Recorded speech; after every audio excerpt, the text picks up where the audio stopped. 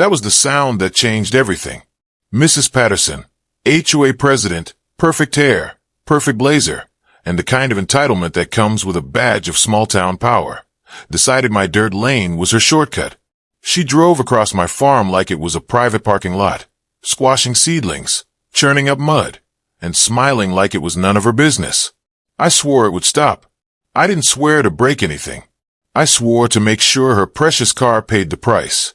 In the court of public opinion, people think farms are romantic. They picture golden fields swaying in the breeze, the gentle cluck of chickens, and the satisfying squish of fresh tomatoes in their hands. They imagine quaint barnyards, rustic fences, and the kind of peace that makes city life feel like a nightmare. But let me tell you something. Farms are not romantic when someone treats them like a boulevard. When someone drives across your carefully cultivated land like it's a shortcut to the grocery store, the romantic illusion vanishes in an instant. What remains is mud, broken plants, and a very real, very expensive headache. My patch of land had been in my family for 3 generations. My grandparents had bought it with sweat and determination. My parents had expanded it with patience, and I inherited it with pride and responsibility. This farm wasn't just dirt and crops. It was a living, breathing chronicle of my family's history. Each row of corn, each tomato plant, each line of sunflowers told a story of effort and care. We didn't just grow food. We cultivated a community.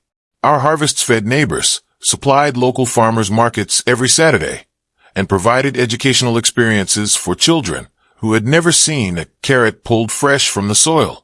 I'd taken pride in showing kids that tomatoes don't come from a plastic container in the store, that soil smells different when it's alive, and that nature can teach lessons no book ever will. And yet, none of that mattered to Karen. She didn't see generations of care. She saw a shortcut, the HOA's easement map, the very document that she liked to flaunt as evidence of her authority, allowed for a right-of-way, but only for utilities, emergency vehicles, and very specific purposes. It was clear, printed in black and white, and even marked with official stamps. But in her eyes, rules were like suggestions, bending conveniently when they didn't suit her. Every time she drove across my farm, she wasn't just ignoring rules. She was trampling on decades of labor, passion, and love. At first, I tried to see things from a neighborly perspective. Maybe she didn't understand what she was doing. Maybe she thought the lane was harmless, like a grassy trail anyone could use. I even approached her once with a smile, trying to explain politely that the seedlings she was running over were part of my livelihood. She adjusted her perfect sunglasses, tilted her head with that condescending smile, and said, "Oh, don't be so dramatic. It's just a little shortcut." That little shortcut left deep tire grooves in the soil, snapped stems of young plants, and turned mud into a quagmire that cost me hours of labor to fix. It wasn't little. It was destruction. I started keeping a journal. Every time she drove through, I logged the date, the time, the crop damage, and the cost. I began taking photos of flattened leaves, bent stems, and the muddy tracks that ruined weeks of work. I talked to neighbors quietly. Some had witnessed her joyrides, but were afraid to speak up because Karen was the HOA president. Her power wasn't just in her title. It was in the fear she instilled. People nodded politely at community meetings, but hesitated to challenge her. That realization hit me harder than any muddy rut in my fields. Karen wasn't just careless. She thrived on the idea that rules applied to everyone else, not her. As the days passed, her behavior escalated. She began driving across the farm at odd hours, before dawn, in the middle of the afternoon, and sometimes late in the evening. I noticed she timed her trips to avoid eye contact or confrontation. It was as if she believed stealth and entitlement would keep her above reproach. Each time, the damage mounted. A row of cucumbers snapped in two, a patch of carrots uprooted, and my prized sunflowers bent like they had been run over by a storm. And yet, she never slowed down or acknowledged what she had done. Instead, she waved casually from her car, as if I should somehow be grateful for the entertainment. It became clear that talking to her would not solve anything. The casual confrontation, the polite notes, the gentle reminders, they were all futile against someone who loved rules only when they served her. Karen had a sense of ownership over the community that didn't exist in law logic, or morality. Her entitlement wasn't subtle. It was glaring, like the polished surface of her SUV gleaming in the sun, while the crops beneath it cried out silently in destruction. That's when I realized I needed to shift my strategy. This was no longer a matter of neighborly negotiation. It was a battle of evidence versus arrogance, responsibility versus entitlement. I decided to gather proof, not as a weapon of vengeance, but as a shield to protect what was rightfully mine. I installed cameras at strategic points along the driveway and in the worst-hit areas. Nothing invasive, just enough to document the damage. I kept a meticulous record of every infraction, every flattened plant, every muddy track. I also started keeping track of the financial impact, the cost of replacing seedlings, the loss of market sales, and the hours spent repairing damage. The more I documented, the more the problem transformed from a personal grievance into an undeniable record of repeated violations. Along the way, I began noticing small things about my farm that I had never appreciated before. Each flattened sunflower reminded me of my grandmother's hands guiding me when I was a child. Every crushed tomato was a reminder of the Saturday mornings spent teaching kids how to harvest properly. The soil, though scarred by tire tracks, still held life, still grew, still fed the community. And that's when I realized something crucial. Karen wasn't just damaging crops. She was threatening the history, the knowledge, and the spirit of my family's land. By the time I had compiled months of documentation, it was clear that this wasn't just about my farm anymore. It was about principles, respect, accountability, and the understanding that private property isn't a playground for entitlement. Karen's casual joyrides had exposed a weakness in the system, one that could easily have been exploited by anyone with a sense of entitlement. And I was determined not to let that happen. I didn't want revenge. I wanted justice. I wanted the farm, my family's legacy, and the rules themselves to be respected. So, when she drove past me again, crushing yet another row of plants, I was ready. The evidence was compiled, the neighbors were aware, and I had a plan that didn't require confrontation, just facts, persistence, and a little patience. For once, I realized that the romance of the farm wasn't in its idyllic mornings or scenic sunsets. The romance was in the resilience, the commitment, and the protection of something that mattered deeply. And no amount of entitlement, no number of shortcuts, and no wave of a perfectly manicured hand could take that away. The first time I asked her politely to stop, I thought it would be simple. I approached her as she drove across the edge of my farm, her SUV glinting in the morning sun, and I tried to be as calm and neighborly as possible. "Excuse me, Mrs. Patterson," I said, my hand slightly trembling. "Could you please not drive through the crops? They're young, and they get damaged easily." I expected some acknowledgement, maybe even an apology. Instead, she tutee, that high-pitched, condescending sound that makes your skin crawl, and adjusted her perfectly styled sunglasses. She tilted her head slightly, giving me the kind of look that said, "You're bothering me for no reason." Then, with the faintest smirk, she leaned out the window and warned me about community standards. Her words were like daggers wrapped in silk, polite, but loaded with implied authority. She didn't apologize. She didn't even pause. She simply drove off, leaving a perfect set of tire tracks across the edge of my cornfield and a feeling of helpless frustration in my chest.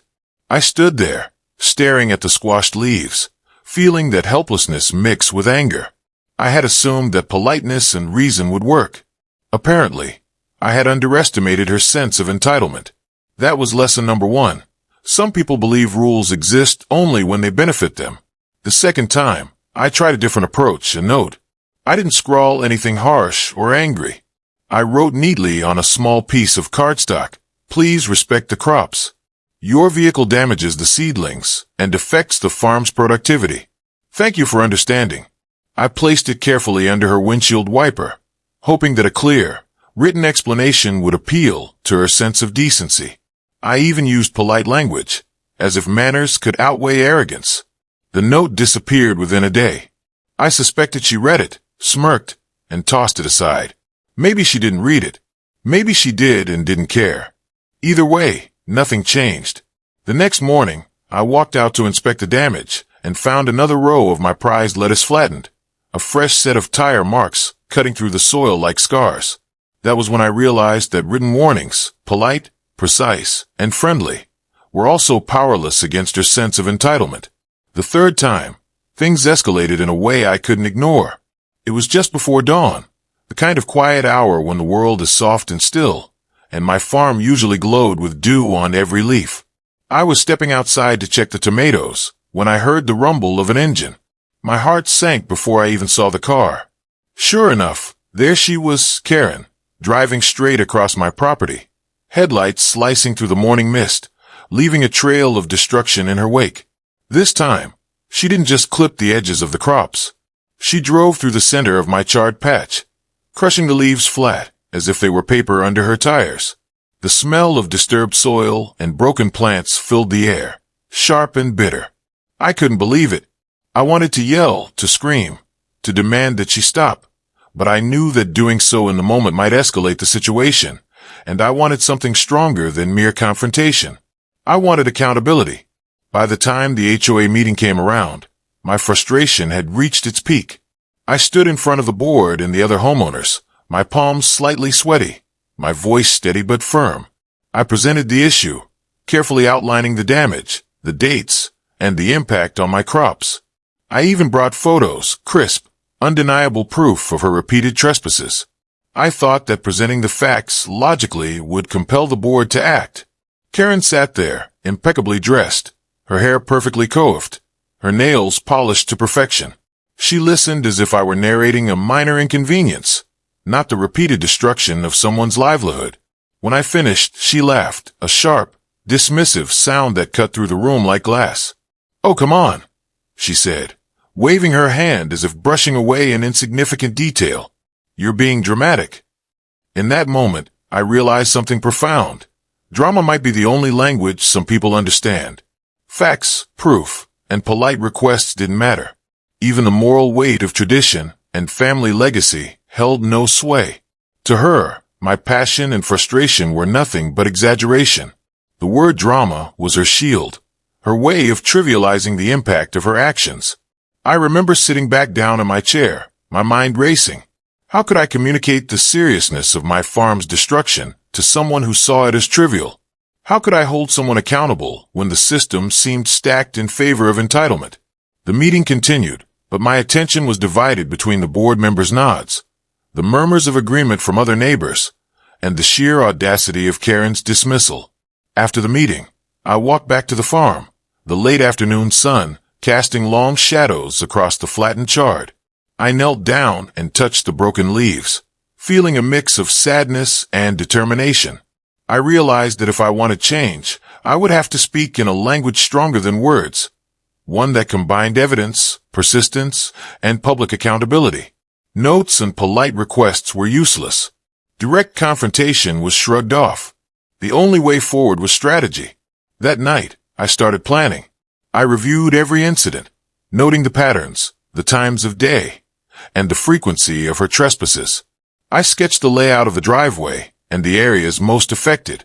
I researched my legal rights, HOA regulations, and the proper ways to protect private property.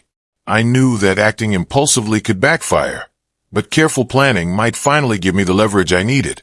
And while all this was happening, a quiet determination settled over me. I understood that Karen thrived on ignoring rules and dismissing consequences.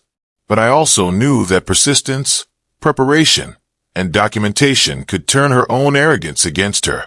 Drama, I realized, wasn't inherently bad.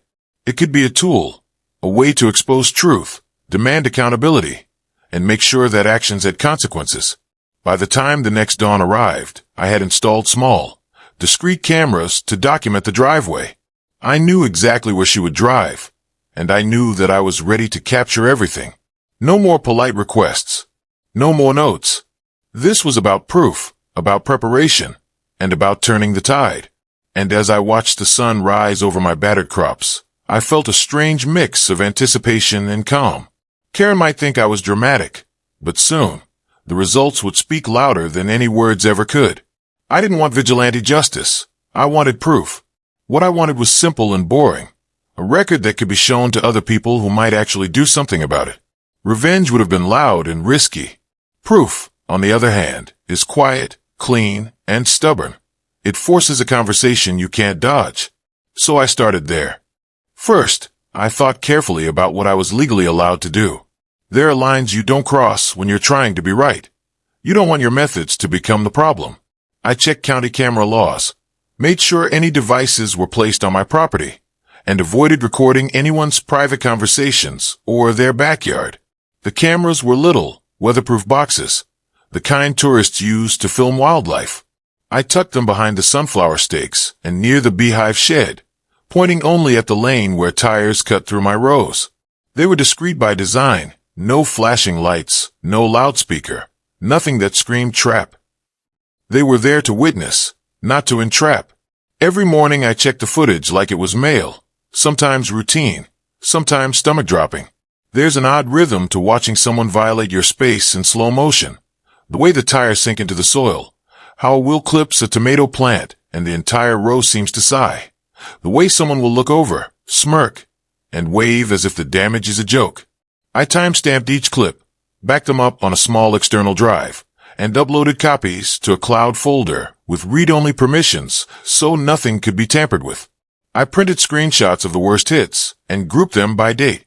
Evidence starts to look less like anger when it's neatly organized. It starts to look like a report that demands answers. Alongside the cameras, I kept a logbook, paper, because I wanted something tangible I could put in someone's hands. It listed dates, times, estimated crop losses, and market value. I learned to estimate costs quickly. How many tomato plants would be lost when stems snapped a certain way? What a crushed bed of chard was worth at Saturday morning rates? How many seedlings would never recover? I recorded the hours I spent replanting and patching soil and turned those hours into a dollar figure. Not because I love math, but because numbers are harder to wave away than an emotional plea. I added notes about weather and other possible causes to eliminate excuses. Not storm damage, soil undisturbed except for tire prints. No evidence of deer or livestock. The goal was to remove ambiguity. Neighbors became an unexpected archive. I started talking to them one by one, but carefully. Not to gossip, not to inflame, but to gather corroboration. Some were relieved to talk, others were frightened. A sweet older couple who'd been in the neighborhood a decade admitted they'd seen the car, but hesitated to say anything because Karen was the HOA president, and you know how that can go. Another neighbor handed over a grainy clip from his Ring camera at the end of his drive. The same red SUV rolling through at odd hours. A teenager who delivered pizzas at night confessed he'd seen her twice. Once at 1 a.m., when she supposedly needed to check on a utility issue. Their stories filled the gaps in my timeline and made the pattern undeniable. The more evidence I collected, the less the story felt personal, and the more it felt systemic. It wasn't just me being peeved it ruined a rows of lettuce. It was a repeated pattern of behavior that affected the community's trust in how rules were enforced. When you put facts next to each other, footage, dates, costs, witness accounts, the emotional charge that used to power people's reactions flattens into something calmer, almost boring, a dossier. And boring is powerful in its way because boring things are hard to ignore at HOA meetings, in municipal offices, and on complaint forums. I also learned to package the evidence for different audiences. For neighbors, I made short, edited clips accompanied by photos and a plain English explanation of the damage. For the HOA board and county offices, I prepared a cleaner packet, one-page summaries, a cover letter, and an annex of raw footage. For the neighborhood social group, I posted a brief, factual update with a few images, no invective, just what happened and when. Presentation matters. A disorganized heap of complaint notes gets dismissed as ranting. A tidy packet demands response. There were emotional surprises in the documentation process. Watching the footage could be like watching a small betrayal again and again, and I had to steel myself against anger that wanted to do something dramatic. At the same time, the act of recording gave me a strange sense of control. Instead of feeling reactive and helpless, I felt deliberate. I stopped imagining the worst-case scenarios in a haze of emotion and started building a narrative others could follow. That shift, from fury to forensic, changed how people received the story. Where I once sounded like a grieved farmer, I now sounded like someone who had done her homework. Legal research became part of the routine too. I read county ordinances about right-of-way easements and trespass, and I printed sections that supported my case. I learned what kind of damages could be reported and how to file complaints with code enforcement. When I finally called the county office, I had an appointment-ready packet and a composed voice. The person on the other end of the line didn't shrug me off. She scheduled a site visit. That small administrative step was a direct result of having everything in order. People responded when the story shifted from personality to proof. A few neighbors sent additional clips. Someone offered to help cover the cost of a temporary gate during planting season. The quiet couple I'd spoken with agreed to sign a joint statement about repeated trespasses. Even the kid at the pizza place agreed to text me if he saw the car after midnight. Documentation does more than record, it builds allies. Most importantly, the evidence turned the narrative from one angry farmer versus an HOA president into a documented pattern that affects multiple stakeholders. It removed the easy rhetorical move Karen relied on. Label the complainant as dramatic, dismiss the claim, and carry on. When the facts are tidy, public, and corroborated, calling someone dramatic doesn't stick. It sounds hollow next to timestamps and invoices. So I kept at it. Footage, logs, witness statements. I did it because I wanted a fair outcome, not because I wanted to make a spectacle. The cameras watched. The log recorded. The neighbors corroborated. Slowly. A picture formed that couldn't be smoothed over by a cuffed announcement at an HOA meeting or a dismissive laugh in a boardroom. Proof isn't glamorous. It's patient, methodical, and sometimes painfully slow. But it has one thing drama doesn't: staying power. After months of dealing with Karen's blatant disregard for my property, I realized that passive frustration wasn't going to solve anything. I needed a formal, organized solution, something that was legally sound, impossible to dismiss, and difficult for the HOA to ignore. So I drafted a plan and requested a meeting with the board, determined to approach this from a place of reason rather than anger. I knew I had to present something that combined practicality with legality, because I couldn't rely on emotion or personal appeals to win the day. The plan I proposed was straightforward, logical, and designed to protect everyone's interests. First, I suggested installing clear signage along the lane that marked the boundaries of private property. These weren't aggressive, threatening signs, just factual, informative markers indicating that the land belonged to me and that casual driving across it was not permitted. I made sure to include language that would reinforce the HOA's existing easement rules while emphasizing that the signs were intended to prevent accidental violations. My hope was that once everyone could see the rules clearly, the need for confrontation would diminish. Next, I proposed installing a properly locked gate. This gate wouldn't block legitimate access, for example, emergency vehicles or utility workers, but it would prevent casual joyrides, unscheduled drives, and unnecessary intrusions. I detailed a schedule for permitted access, specifying hours during which farm operations were active and when limited access might be allowed under supervision. The idea wasn't to restrict anyone unnecessarily. It was to create a clear structure that could prevent repeated damage to crops and property. I even offered to personally oversee the implementation of the gate, ensuring that it was cost-effective, maintained properly, and compliant with all local ordinances. I also emphasized that my plan required minimal effort from the board. I volunteered to manage installation costs, coordinate maintenance, and handle routine checks. I wanted to remove any excuse for delay, demonstrating that this solution wasn't burdensome or confrontational. It was practical, fair, and designed to protect the community as a whole. My tone during the presentation was calm and methodical. I spoke in terms of facts, figures, and reasonable safeguards rather than emotions, hoping that logic alone would persuade them. But the reaction I received was frustratingly familiar. The board stalled. There were polite nods, vague promises to consider it, and repeated deferrals to future meetings. It was clear that some members were uncomfortable confronting Karen, while others seemed unwilling to act until forced. The wheels of bureaucracy moved slowly, and I quickly realized that politeness and reason alone wouldn't overcome inertia, fear, and the self-interest of those in power. Predictably, Karen opposed the plan outright. She leaned back in her chair, arms crossed, and delivered her objection in that exact tone of condescension I had come to dread. "A gate would ruin the neighborhood charm," she said, as if aesthetics outweighed legality, safety, and common sense. She framed her argument in terms of tradition and beauty, deliberately ignoring the documented damage, financial losses, and repeated warnings. It was clear she didn't care about the facts or the fairness of the plan. All that mattered to her was maintaining her perception of control and entitlement. At that moment, I realized that I was facing a deeper problem than just property damage. Karen's opposition wasn't about the gate or the signage. It was about power. She had spent months dismissing my concerns, ignoring rules when convenient, and leaning on her authority as HOA president. No matter how reasonable my proposals were, she would find a way to block them if they conflicted with her personal preferences. This wasn't a dispute over access hours or minor property lines.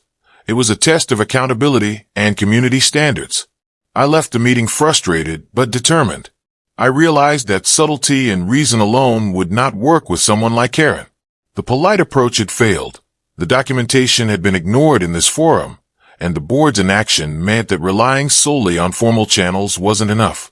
I needed to shift strategies, not to escalate emotionally or seek revenge, but to create a form of accountability that Karen could not simply dismiss or evade. That's when the idea of public accountability crystallized. I would take the facts, the documentation, and the evidence I had gathered and present them to the community in a calm, methodical, and transparent way. If Karen would not respond to polite requests or HOA processes, she would have to contend with public scrutiny. And unlike the board, the community could not pretend the problem didn't exist. Public accountability would force her to face the consequences of her actions in a manner that was legal, ethical, and undeniable. I spent the next few days refining my approach. I compiled photos of the damage, selected clips from the security cameras I had installed, and organized a timeline of incidents. I prepared a concise explanation of the problem, emphasizing that this was not a personal vendetta, but a documented pattern of repeated violations. I also researched the best ways to present the information to the neighborhood group, ensuring that the post would be factual, calm, and visually clear. I wanted neighbors to see the evidence and form their own judgments based on reality rather than emotion.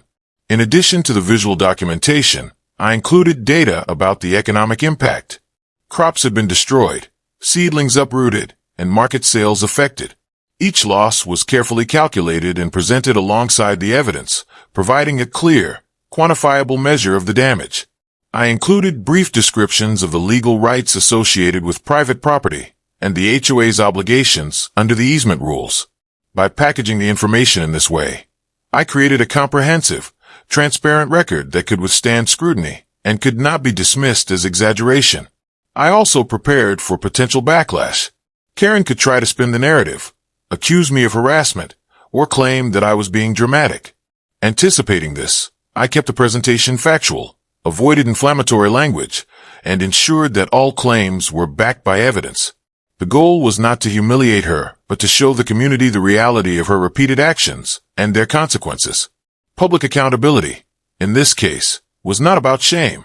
It was about truth, clarity, and fairness. Once I felt confident that the presentation was complete, I posted it to the community group. The post included short, digestible clips, side-by-side images showing the damage, a timeline of events, and clear explanations of both financial and practical impacts. I kept the tone calm and factual. My caption was simple. This is what happens when someone treats private property like a shortcut. No shouting. No personal attacks. Just evidence. Almost immediately, the effect was noticeable. Neighbors began commenting, sharing their own observations, and validating the pattern of behavior. People who had previously remained silent because they feared Karen's authority felt empowered to contribute their own evidence and opinions. The momentum shifted quickly, and suddenly, what had been a private frustration became a public conversation about fairness, responsibility, and respect for property. That single act of public accountability set the stage for real consequences. Karen could no longer rely on the board's inertia or her position of power to dismiss my concerns. The combination of visual evidence, community engagement, and clear presentation created a situation where action was inevitable. Public accountability was not an escalation of drama. It was a strategic, legal, and ethical method of ensuring that repeated violations could not continue unchecked. Through this process, I learned an important lesson. When reason and polite requests fail, truth paired with transparency is powerful. Documentation, preparation, and community involvement can overcome arrogance and inertia. By shifting from a private approach to public accountability, I transformed the situation from one of frustration and helplessness into one of strategic action and measurable impact. Karen's predictable opposition had inadvertently created the opportunity for a stronger, more effective solution. Ultimately, the lesson was clear. When dealing with entitlement and repeated disregard for rules, calm persistence, thorough documentation, and strategic transparency are more effective than confrontation or emotion. By presenting facts clearly and engaging the community, I was able to protect my property, involve others, and create accountability that could not be ignored. Public accountability became not just a tactic, but a principle, a way to ensure that fairness and responsibility are recognized, even in the face of persistent obstruction. By the time I realized that subtlety wasn't working, I knew I needed a different approach. The HOA meetings had stalled. Karen had laughed at my complaints, and polite requests hadn't made a dent. I decided to take the story to the people, the community that lived alongside us, the neighbors who were directly affected, and the individuals who might care about fairness. But I didn't want to rage online or post anything emotional. I wanted calm, indisputable proof. I wanted to let the facts speak for themselves. I spent an entire afternoon compiling a short video. I carefully selected clips from the cameras I had installed, each showing Karen's SUV driving straight across my crop rows, leaving tire tracks in my carefully planted soil. I paired the footage with side-by-side photos of the plants. One image taken hours before her intrusion, vibrant and upright, and the next taken just after, crushed and muddy. The contrast was stark, a visual story that needed no commentary, only evidence. Alongside the images and video, I added a simple spreadsheet. It wasn't flashy or dramatic, just neat rows of numbers documenting my losses. Every flattened seedling, every damaged bed, every ruined market tray had a dollar value next to it. I included notes about the dates, the time of day, and the estimated hours I spent cleaning and replanting. It was methodical, almost clinical, but that was the point. There was no exaggeration, no finger-pointing rhetoric, just a clear presentation of consequences. I drafted a short caption to accompany the post. No shouting, no anger, no accusations beyond the facts. Just one sentence. This is what happens when someone treats private property like a shortcut. I hit post and waited, though I knew it wouldn't stay quiet for long. Within hours, the post began to circulate. Neighbors who had quietly observed the chaos over the past months started sharing it with friends and family. People commented, not with outrage, but with empathy. I had no idea this was happening. One neighbor wrote, "That's your livelihood. People should respect that." Another wrote, "We need clearer rules in our HOA. This isn't acceptable." Local gardeners and hobby farmers chimed in as well, many of them connecting from outside the immediate community. They understood the stakes in a way that outsiders might not. One person commented on the careful presentation of evidence. "I love how you're just showing facts. It's impossible to argue with documentation like this." Another wrote, "This is a perfect example of why signage and access rules are important. People think they're helping themselves, but they're destroying someone else's work." Then came the unexpected boost. One neighbor, who had been too intimidated to speak publicly before, uploaded his own footage. He had a Ring camera near his property line and had captured Karen taking the same shortcut weeks before. The clip was brief, but it added context and reinforced a pattern. Suddenly, it wasn't just my claim, there was corroboration. Others in the thread began checking their own cameras and phones.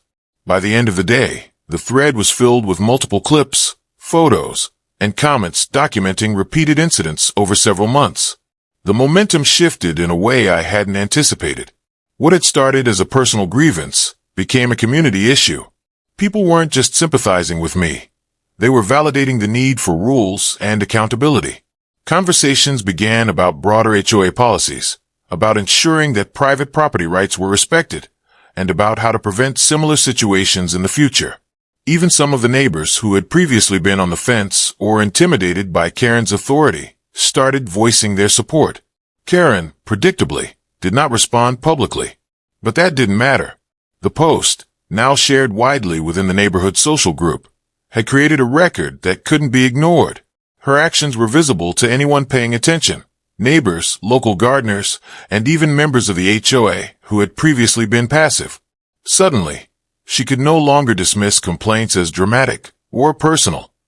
There was undeniable evidence, presented calmly, methodically, and publicly. The impact extended beyond just documentation. It created a subtle pressure. People began approaching me privately to ask if there was a plan to prevent future incidents. Some offered to help install proper signage, a temporary fence, or other solutions. Others encouraged me to escalate the matter to the county code office if the HOA continued to stall. Even casual conversations at the Saturday market turned into discussions about community responsibility and the importance of respecting private property. What surprised me most was the tone of the engagement. It wasn't angry or vengeful. It was supportive, practical, and focused on solutions. People who had been passive observers suddenly had a voice, and the facts allowed them to participate without fear of exaggeration or conflict. The evidence had transformed the conversation from a personal feud into a shared concern, a civic issue that demanded attention. Over the next few days, more neighbors began sharing their own experiences. Some mentioned previous incidents that weren't recorded on my cameras: tires cutting across grass, dogs chasing livestock, and minor collisions with garden fences. Each new post added layers to the narrative, reinforcing that this wasn't an isolated issue or a personal vendetta. It was a pattern, a failure of enforcement, and a challenge to community norms. By the end of the week, the post had essentially gone viral within our little town. Local community leaders, gardeners, and even people from nearby neighborhoods started weighing in. The conversation had expanded beyond my farm to become a broader discussion about responsibility, entitlement, and accountability. What began as a calm documentation effort had evolved into a movement for transparency and respect. And all the while, the shift was quiet but unmistakable. Karen could no longer operate in the shadows of entitlement. She was now a visible part of a story that the community could see and discuss. The documentation didn't just protect my crops. It protected the principles of fairness, respect, and the shared expectations that keep neighborhoods functioning. I realized then that public accountability works differently than confrontation. It doesn't rely on emotion or intimidation. It relies on clarity, evidence, and community engagement. By presenting facts in a calm, accessible way, I had transformed a personal grievance into a communal conversation. It wasn't about revenge. It was about demonstrating consequences and ensuring that the pattern of behavior could no longer be ignored. By the time the week was over, I felt a quiet sense of satisfaction. Not because I had won anything personally, but because the shift had begun. Neighbors were aware, community norms were reinforced, and Karen's casual disregard for property no longer had a safe space to operate. The evidence was out, and the story had moved from my frustration to something undeniable, something communal. It was clear, when calm facts meet public engagement, even the most entitled behavior becomes visible and accountable. Consequences arrived like a cold, unavoidable rain. After months of documenting, compiling evidence, and calmly presenting the facts, the situation finally escalated beyond my private frustrations and HOA meetings. The county code enforcement team stepped in after reviewing the documentation I had compiled. They issued a citation to the HOA for failing to maintain the easement properly and ordered a formal review of the property access rules. The citation was official, written in black and white, and carried the weight of authority that no HOA board meeting could ignore. The reaction from the board was immediate, but more out of panic than fairness. They recessed the next meeting for what they called damage control. Behind closed doors, I could almost hear the flurry of whispered phone calls, frantic emails, and defensive arguments. The board members, who had previously been passive or hesitant to act, suddenly became highly attentive. My documentation, once ignored, was now the catalyst for serious administrative discussion. They had underestimated the combination of proof and community pressure, and suddenly they had to confront the consequences of inaction. Meanwhile, the neighborhood had fully mobilized. I had helped circulate a petition calling for mutual access rules, proper signage, and a gated schedule for emergencies. All legally compliant, reasonable measures. The response was overwhelming. Neighbors who had once stayed silent out of fear or indifference began signing the petition. People offered to volunteer for small tasks like installing the gate or putting up the signs. Some even contributed funds to cover costs temporarily. What had started as a private battle for my farm's safety had evolved into a communal effort to protect everyone's property and maintain clarity in access rights. The sense of solidarity was unexpected but deeply gratifying. Karen's response, or rather her lack of a meaningful response, became increasingly conspicuous. The board issued her a formal warning, citing her repeated disregard for private property and the documented damages she had caused. Along with the warning came a fine specifically for damaging my property, calculated carefully to cover the restoration costs and lost market revenue.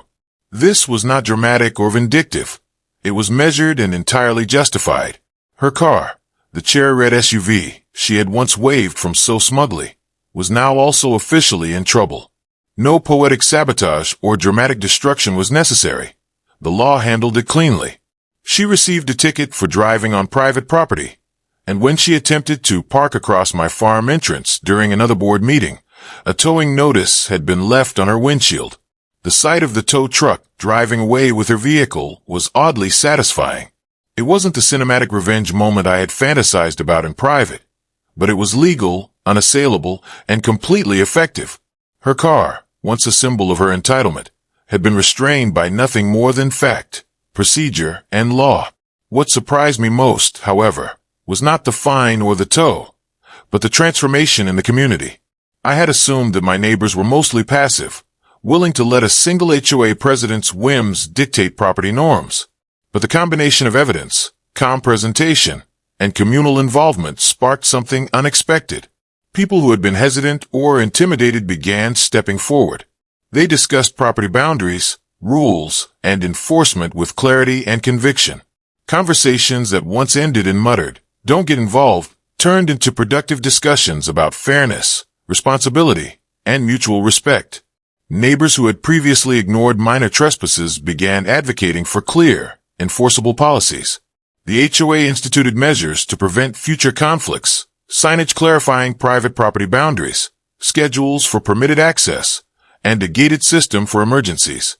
These policies weren't punitive or restrictive. They were proactive.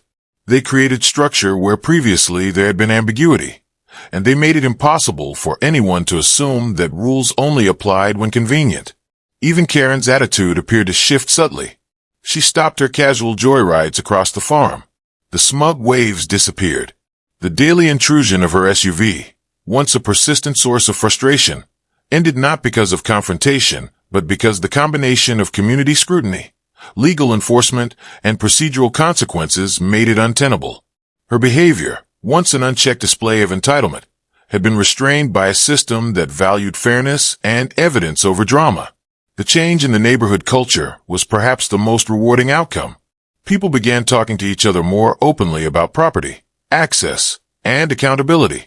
There was a newfound willingness to document issues, share observations, and engage constructively rather than silently tolerate violations. Parents who had worried about children wandering through the farm became comfortable knowing that access rules were clearly defined. Gardeners who had feared misuse of community spaces felt their concerns were taken seriously. The shift wasn't dramatic, but it was profound. A passive neighborhood had become active, informed, and engaged. Looking back, it became clear that the entire process was a lesson in the power of calm persistence, clear documentation, and community engagement. I had initially approached the situation with frustration and a desire to protect my crops, but the outcome extended far beyond personal vindication. It reinforced the importance of procedure over emotion, fact over assumption, and collaboration over confrontation. By relying on legal frameworks, transparent evidence, and communal action, I had not only defended my property but also strengthened the neighborhood's standards for fairness and accountability. The farm itself began to recover almost immediately. The damaged beds were replanted, the soil was tilled and restored, and the seedlings that had survived began to thrive. Market days returned to normal. But more importantly, the farm became a symbol of the community's ability to stand for what is right. People stopped seeing it as just a farm and began recognizing it as a shared space that deserved respect and protection, even from the entitlement of a single powerful individual. By the time the dust settled, Karen's car was still parked in her driveway, but the aura of invincibility it once carried had vanished. The HOA had learned its own lessons about oversight and accountability, and I had learned, in perhaps the most rewarding way, that change is rarely about one dramatic act. It is about persistence, clarity, and the courage to involve others in a fair, transparent process. The neighborhood, once complacent, had been galvanized. Policies were written with enforcement in mind. Community members began documenting issues in a way that prioritized evidence over emotion. And the culture of passive tolerance that had allowed Karen's behavior to flourish was replaced by an active engagement with fairness, responsibility, and mutual respect. The consequences, the fine, the tow, the formal warnings, were merely the visible surface of a much deeper, more meaningful transformation. In the end, it wasn't about revenge. It wasn't about breaking a car or humiliating anyone. It was about protecting what mattered and ensuring that rules were respected. It was about showing the community that entitlement cannot override evidence and fairness. It was about reinforcing a simple principle. Everyone is accountable, and no one is above the rules. Standing at the edge of my farm one evening, watching the sun set over the rows of thriving crops, I realized that the most satisfying consequence wasn't the fine, the tow, or even Karen's retreat from daily intrusion. The most satisfying part was the shift in the community itself. Neighbors who had once been silent now spoke up. Policies were clear. Accountability was real. The farm was protected, and more importantly, so were the principles that made our neighborhood a community rather than just a collection of houses. Vindication felt sweet, but it wasn't what mattered. The real lesson was simple. Evidence and community beat entitlement. If you own a problem, document it. If you're part of a community, use that community. The law isn't a magic wand, but it's a tool, and so is the court of public opinion when used fairly. I never broke her car, and I never wanted to. What I did was hold a mirror to her actions and let everyone else see the reflection. Her car paid the price, not because I broke it, but because the consequences of her choices finally caught up to her. If you want to fix something that feels unfair, don't escalate to revenge. Collect the facts, tell the truth plainly, and get the people around you to listen. Power likes to hide behind formality. Light likes to expose it. In the end, my sunflowers healed, the market stalls filled again, and the neighborhood learned to treat my little farm like the living, breathing thing it is, not a shortcut on the way to board meetings.